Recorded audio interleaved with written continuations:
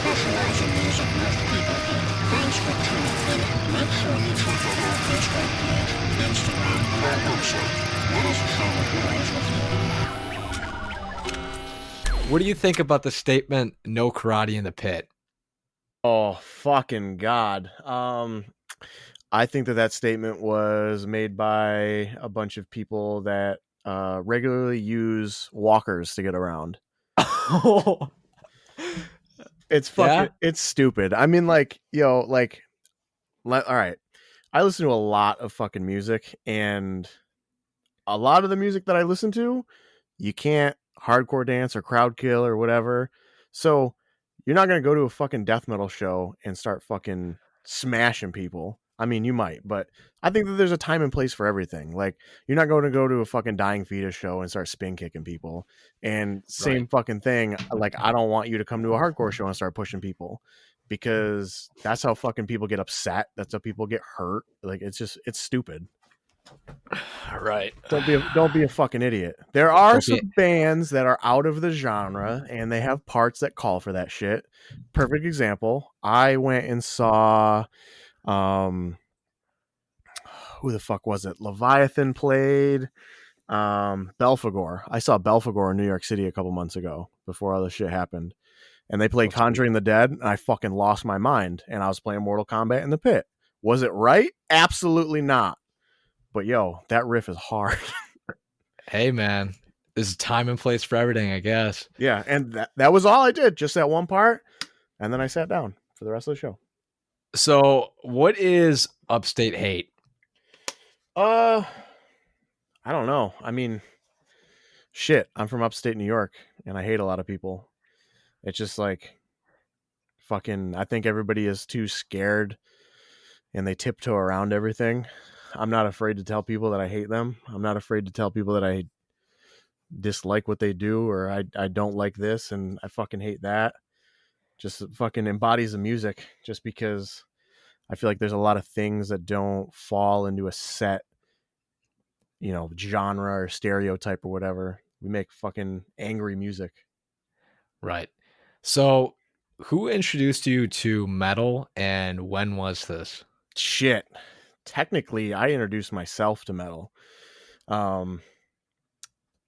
My dad, who never was around, I don't really have a father figure in my life, but he had a massive CD collection, and he was only in my life for, I don't know, like maybe the first 10 years or so.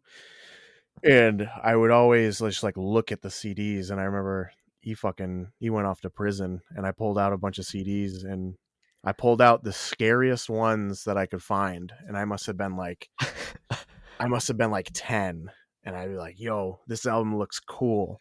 You fucking popped it on the CD player. Yeah. He had a huge sound system that I actually have in my basement, like sitting next to me. And I started running through albums. Yeah. I mean, I was kind of in the same boat, but like, my dad didn't listen to heavy shit. He listened to like classic rock. Yeah. I'd be lucky if I got like Metallica and U2. Oh, no. So I think the first albums that I pulled out, I pulled out Hatebreed. It was Satisfaction. I pulled out Metallica. It was Ride the Lightning. And then Misfits. The fuck was that album that started off with Kong at the Gates? Is that Famous Monsters? I don't know. I don't listen to the Misfits. Yeah.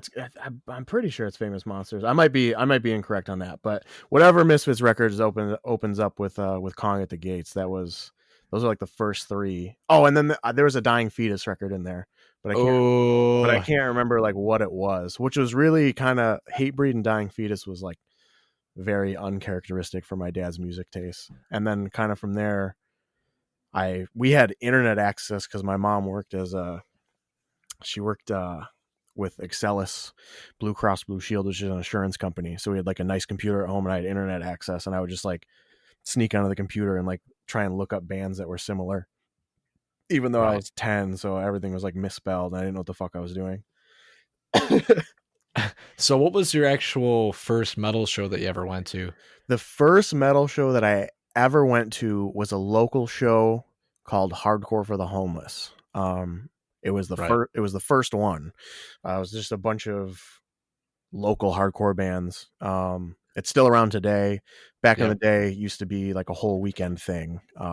And my mom used to book. The first one was at the Montage. My mom used to book for the Montage, the Penny Arcade, and a whole bunch of other local venues. But she used to manage bands too, and one of the bands that she managed was there, and obviously she worked there.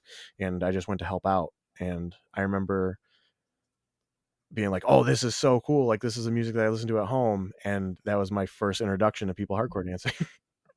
Yeah, I remember. What the hell show was that? It was a recent. Yeah, it was the Body Snatcher show. I think. Maybe. I don't know. Your mom was there, and I was like, bro, he's chilling with his mom. Like, she likes this like type of music. What the hell? She does and she doesn't. Like, she's into like cool stuff, but like she's not into super heavy stuff. But my mom's been working in the music industry forever, and she knows how to kind of separate her taste from like, oh, I don't like this, but this is good. And she likes going out and supporting and stuff like that. So she's Right. always just hanging out. I'm pretty sure that was the Body Snatcher show. I think she was there. Yeah, I don't know what the hell show it was. I've been to too many. Yeah, I know. They all blend together. So here's a funny ass fucking question for you. Why do our friends never go to the underground death metal shows and we do? Because we listen to way better music than they do. Because it always seems like, we saw Hallucination Realized and it was me and you. And I was like, where the fuck are my friends? And it looked like you were like, where are my fucking friends? Yeah, I mean, we were there together technically, so fuck it. Yeah. Yeah, I mean, like I said earlier, I listen to a ton of fucking shit, and I feel like a lot of people kind of block themselves in oh, I listen to kind of this one genre and like this is my thing. But I listen to a ton of underground shit. Hallucination Realize fucking rules. So Oh my God. I've been trying to get a hold of them, but they just won't answer. So I'll fucking I'll make that work. I'll message Tyler right now. that fucking guy. So are you a fan of playing live shows more or recording music, like writing stuff? Oh, that's a tough fucking question. I mean, both. I love playing live just because it's a different experience. I love, being in the fucking crowd and like watching everybody go nuts. But I also really like writing and recording. I mean, I'm a recording engineer. I record all of our stuff. I kind of got to be into it, but I think it's like this the same like push mosh versus hardcore dance. There's a time and place for everything. Like there's sometimes I'll be in the zone and just want to fucking write and record a bunch of shit, and sometimes I literally don't want to leave the Do stage. anything. Yeah. Yeah. That I'm kind of in the boat of where I just want to write music. Like I don't want to play shows for like a long time. Yeah, I think that's kind of where I'm at and where Soma's at right now is we've kind of been floating off of the same EP and like a couple of singles for like the last year, and we kind of just want to throw a whole bunch of new shit out there. Yeah, there's only so much you can do with a set. Yeah. And I feel like when your band gets in the habit of playing that set over and over again and not, writing music, it's just a downhill fucking spiral. Oh yeah, you get so fucking bored. I mean, like that's why we did all those random covers. Like, it's cool. Not a lot of bands are doing that now, and like they're easy to learn because we could just be like, "Yo, guys, learn this song," and we all just kind of sit home and then we practice it twice, and we're like, "Okay, cool, we got that down." Whatever. Right. So I saw your Facebook and you had like a black fucking glove on. So I assume you're a tattoo artist or no? No, I'm actually not. Most people assume that I'm a tattoo artist. I run the shop for everybody there. Okay. Close So enough. yeah, I guess. So who writes like the majority of the instrumental section of Soma? I mean, I'd say it's a mix. Zane puts forth the absolute majority of it. It kind of just depends on like who has a fire under their ass. I mean, like recently we've all just kind of been jamming together just because we all play everybody's instruments. I mean, I think the only person that isn't as strong as everybody else would probably be me, just because I'm not that great at drums. I mean, I can like write drum parts, but both Zane and Ty are absolute fucking machines on the drum kit. So do you play guitar or bass or no? Yeah, I play guitar and bass. Because I saw a video of you playing something on guitar, but I didn't know if like that was a full-time thing or what. Yeah. I mean, that actually was my main instrument. I started with guitar. I started with the guitar when I was like 12 years old. Actually, that thing that you watched, it was like the like see a riff, send a riff challenge. I like changed it and I was like, I'm gonna make this vocalist who I didn't know actually played guitar, and tagged Paul from The Weight We Carry because I know that he plays guitar from way back in the day too. Yeah, it's kind of funny because all the people I tagged, I don't even think they did it. It pissed me the fuck off. Yeah. I've been tagged in so many challenges, so I've just kind of been picking and choosing which ones I go for. Yeah. I don't think I posted a guitar video until like 2012. Yeah. On Facebook. So it was definitely really weird. Yeah, I don't think I've ever posted a guitar video ever anywhere. Well, that used to be my thing. Like in high school, well, middle school, like all my buddies would be like, "Yo, man, what cover did you do yesterday?" Oh man, and they try to like outdo each other. So that's so weird. But I used to do like classic rock, so whatever. Fuck it, dude. Fuck it. Right. We all got to start somewhere. Yeah, I mean, some of that shit is way cooler than a lot of the heavier stuff. Yeah. So, this is a good fucking question, man. I was drinking a beer in the shower and I came up with this one. Perfect. I'm already in. So, if you had to write a book about anything that had 1 million views or sales, what would it be about? Just like what would the book be about? Yeah. Oh, fuck, dude. I would probably write a book about modern music history from like 1960 to present. Right. Just because there's a lot of like music history books, and that's always like, you know, like Baroque era and classical and all that stuff, but I think it would be fun to like trace music lineage through like kind of modern quote unquote times. Okay. Here's another one for you. What are 5 things that you can't live without? 5 things that I can't live without. This one's the first one right off the bat is gonna be kind of a cheat and a bullshit answer, so I'll take that. First one, I'm gonna say Spotify, just because I need access to music at all fucking points of my life. Right. And that I think Spotify is like a gift to the human race from a higher power. Right, unless you're broke. Yeah, I mean, fuck. Even still, you still got Spotify with ads. I'd take that over nothing. Yeah. That one, I got 4 more. This is gonna be fucking rough. That's why I did 5, dude. Yeah, Jesus. I'm gonna really make you think. Yeah. Number 2, pizza. Pizza fucking rules. I'm also gonna clarify that because that's also a cop-out fucking answer, and I feel like people that like have shitty fucking taste always pick that, but I feel like if I had to eat like one thing for the rest of my life, you can do so much shit with pizza. Yeah, for sure. Fucking, it's easy as shit. Root beer fucking rules. Root beer is my fucking jam, dog. Shit, man. I got 2 more. Yep. Spray paint. Spray paint. Yep, that's my number 4. Number 5. I need fucking one more. I'm like looking around my room frantically. Guitar. Easy. There we go. Easy. Cake. Yeah. I got an RG7 sitting right next to me and a classical guitar. Right. So what were you doing before this interview? I know you were talking about looking at guns. Yeah. I was looking I mean, right before this interview, I was watching Ghost Adventures. But I was at Dick's earlier, looking at their clearance section because they're not selling guns any longer, so everything's on sale. But I mean, most of that shit's bought up. Right. I'm a firm believer that everybody should be armed within reason. Right. I'm actually getting my hunting license next year. Oh yeah. So, yeah, dude, I've never done that shit my whole life. I have never hunted. Yeah, like my friends have been saying, like, yo, if you like shooting and shit, do it.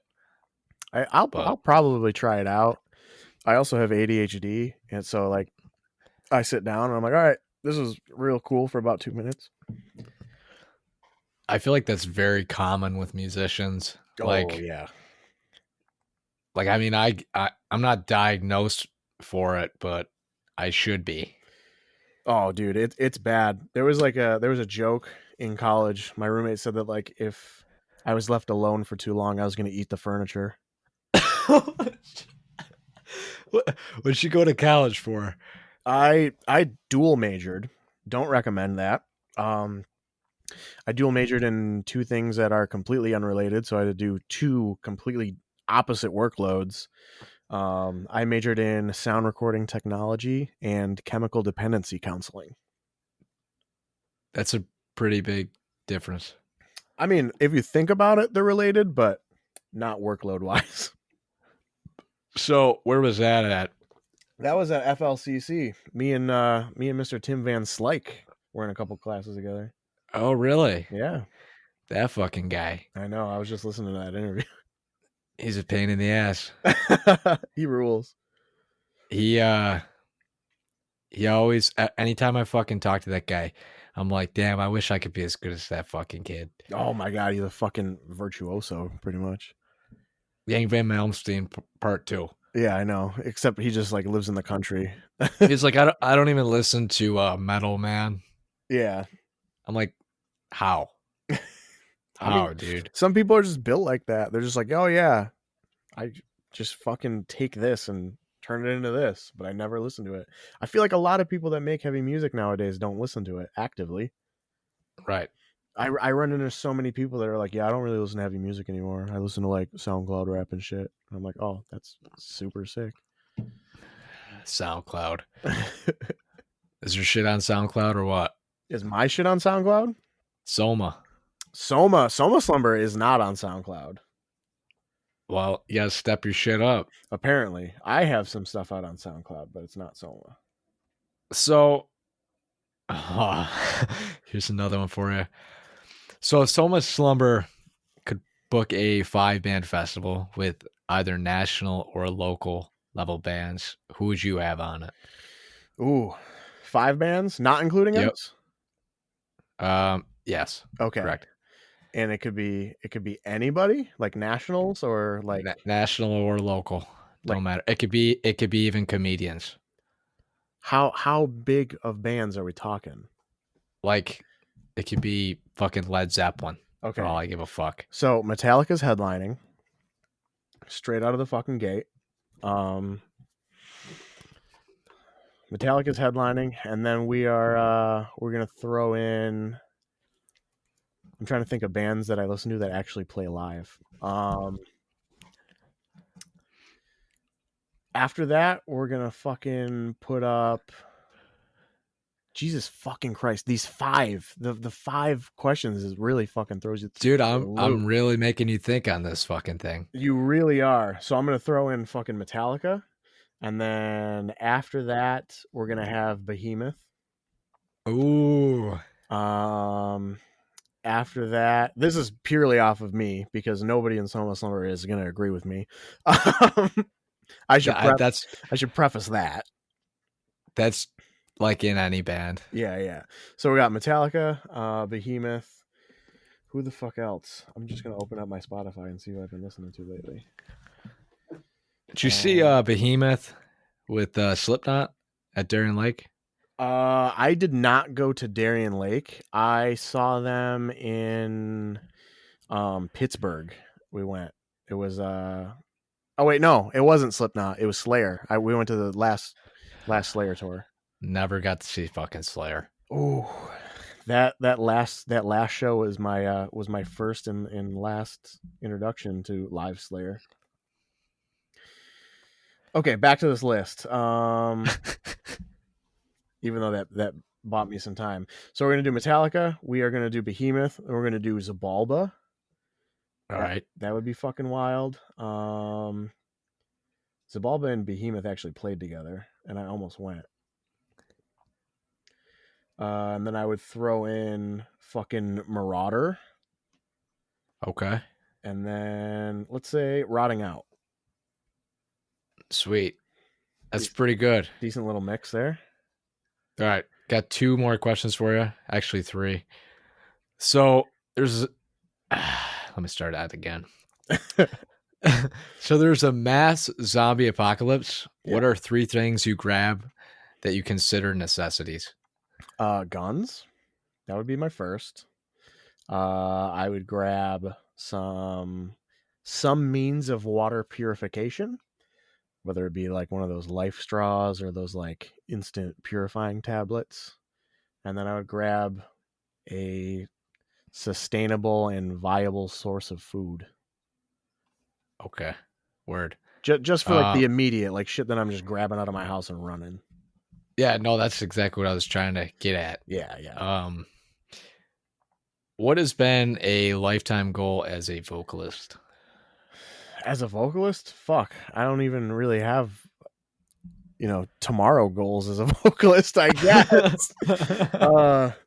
This is like the first band that I've done vocals in for a very long time. Like I said, guitar was pretty much my main instrument. I played guitar and bass for a very long time. I don't know. I feel like a lot of vocalists these days kind of pit themselves into doing one thing. I really like being able to do a lot of different things. Like I scroll through Facebook and I see vocal covers and it's like, okay, cool. I'm watching every deathcore vocalist ever.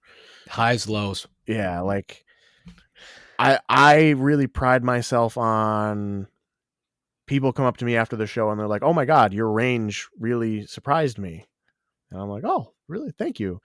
That, and I pride myself on enunciation. I feel like a lot of people are like, "Oh my god, I can understand you," and that's wild. So I just you didn't write the lyrics after recording the song. That's what you're trying to say. Yeah. Well, like a lot of vocalists you listen to and you're like, I have no idea what this kid is saying. So I mean, I just my goal is to just keep, appealing to a general broad of people and keeping a lot of tricks under my belt. You go see Soma Slumber and I'm doing hardcore vocals. I'm fucking doing black metal shrieks. I'm doing pig squeals and shit. And like I said, I feel like a lot of people fucking pigeonhole themselves into just doing one thing. Like, oh, I can do these fucking zombie yells that I watch some fucking crickets. Yeah, crickets. Some jerk off do, and I'm like, okay, cool.